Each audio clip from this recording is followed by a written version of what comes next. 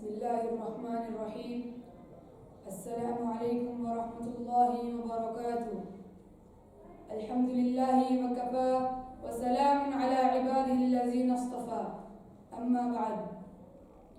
تسخیر محرمہ مبارک تجھے مگر تسخیر محرمہ مبارک تجھے مگر دل میں اگر نہیں تو کہیں روشنی نہیں. معزز صدر جلسہ، مہمانان اکرام و حاضرین مجلس، جب سائنسی انقلاب برپا ہوا تو یہ موضوع اٹھ کھڑا ہوا، سائنس اور اسلام، جس پر مجھے کچھ عرض کرنے کا حکم دیا گیا ہے. اس موضوع پر بہت کچھ بولا اور لکھا گیا، بولتے بولتے اور لکھتے لکھتے یہاں تک بول اور لکھ دیا کہ سائنس انسانوں کی سب سے بڑی اور اہم ضرورت تھی.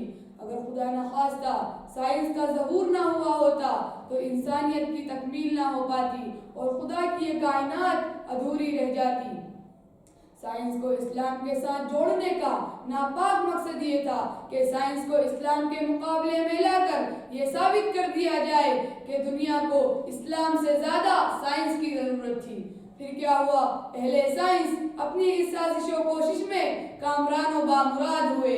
کافر و مشرک قوموں کا ذکر ہی کیا ہے، وہ قوم جو اسلام کو ماننے والی ہے وہ بھی سائنس کا مالا جپنے لگی کہ سائنس نے ایسا کیا ویسا کیا، اور بعض نام نہاد مسلمان مفکروں نے سائنس اور اسلام کو مقابلے کے طور پر پیش کرنے کی حماقت کر ڈالی، اور بعضوں نے تو یہاں تک کہنے کی جسارت کر ڈالی کہ سائنس اور اسلام دونوں ایک ہی ہیں. مجھے یہ تسلیم کرنے میں کوئی جھجک نہیں ہے کہ اسلامی تعلیمات اور سائنس ریسرچ کہیں کہیں پر مطابقت ہو جاتی ہے، لیکن اس کا مطلب یہ ہرگز نہیں کہ سائنس اور اسلام دونوں ایک ہی ہیں. جو سائنس وہی اسلام، جو اسلام وہی سائنس. جبکہ اسلام روحانیت کا روشن مینارہ ہے اور سائنس مادیت کا پلندہ.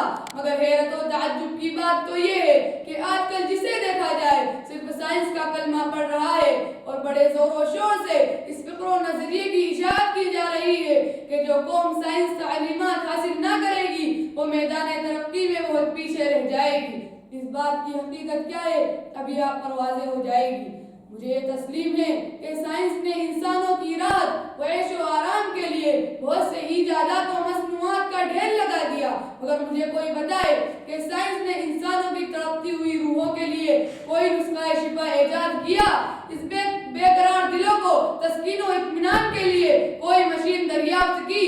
دنیا کے بے شمار جرم جیسے جھوٹ، فریب، لوٹ، مکر، مار جیسے ظلموں کے خاتمے کے لیے کوئی فارمولہ ایجاد کیا؟ اے سائنسدانوں، تمہیں اپنی عقل پر بہت ناز ہے، اپنے ایجادات و مصنوعات پر بہت خوشی ہے. بھولے جا رہے ہو، آسمانوں میں اڑانے بھر رہے ہو، مگر زمین کے مسائل کون حل کرے گا؟ تم آسماں کی بلندی سے جلد لوٹ آنا، تم آسماں کی بلندی سے جلد لوٹ آنا، ہمیں زمین کے مسائل پر بات کرنی ہے. اے سائنسدانوں، ہم جانتے ہیں تمہاری اڑان کی حد کو اور تمہارے کارناموں کی رداد کو. تم نے ہوائی جہاز کا ایجاد کر کے انسانوں کو پرندوں کی طرح اڑنا تو سکھا دیا، مگر انسانوں کی طرح چلنا نہ سکھا سکے. تم نے حیرت انگیز مشینوں کا ایجاد کر کے مہینوں مہینوں کا کام، دنوں دنوں کا کام لمحوں میں تو ضرور سمیٹ دیا، مگر فاقہ کش اور غریب مزدور کی 2 وقت کی روٹی کے انتظام کے لیے کوئی اسکیم نہ بنا سکے. تم نے میزائل گن مشین تو ہاتھوں میں تھما دی، مگر دلوں میں جذبہ و صلاح و آشتی پیدا نہ کر سکے. تم نے ایئر کنڈیشن کا ایجاد کر کے جسموں کو تو ٹھنڈک پہنچا دی، مگر دلوں کی آگ کو نہ بجھا سکے. سچ کہا ہے علامہ اقبال رحمۃ اللہ علیہ نے، ڈھونڈنے والا ستاروں کی گزرگاہوں کا اپنے افکار کی دنیا میں سفر کر نہ سکا. ڈھونڈنے والا ستاروں کی گزرگاہوں کا اپنے افکار کی دنیا میں سفر کر نہ سکا. اپنے حکمت کے خم و پیش میں الجھا ایسا کہ آج تک فیصلہ نفع و ضرر کر نہ سکا. محترم حضرات، یہ وہی اسلام ہے جس نے لوگوں کو جینا سکھایا. یہ وہی اسلام ہے جس نے دلوں کی بیماریوں کو دور کرنے کا نسخہ تیار کیا.